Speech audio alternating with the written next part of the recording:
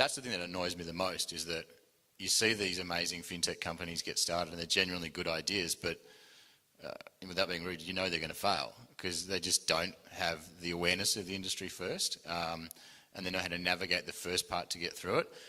So one thing I definitely recommend is you've got to find your advocates in the industry, and you got to do that hard graft that everyone talks about, and getting to know contacts, meeting up with people, who's who, joining the dots, understand everything about the industry from a text-based review, and then start finding who's who. And even when we started Square in Australia, there was only like 2 or 3 people in the whole industry who were backing us and who were saying, no, I'll take on this fight with you.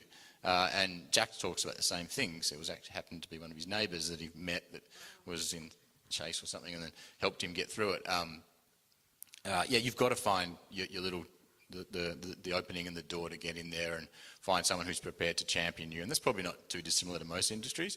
But if you just go in and say, get ready, I've got this idea, it's just not going to happen. So you've got to play a bit of politics. You've got to get in there first, and then you can let your idea grow if it's a good idea from that point. But yeah, I can't sugarcoat it. It's ridiculously hard, and that's part of the thing I would love to see a lot more of in the Australian industry, where we don't just sort of improve our systems, open up, but we give startups an unfair advantage. Like, we go over the top to help them get in.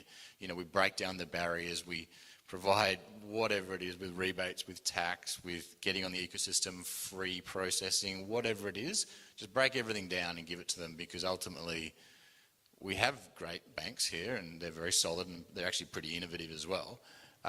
But any industry needs competition, and that's not coming through. You see in fintech very few number breaking through into general business and consumer psyche, but most of them just disappear, and some of them get bought out and absorbed into banks, which I'm sure they're thrilled about, but very few of them actually make it through. So, if you talk about common consumer business products, who would you think about going to?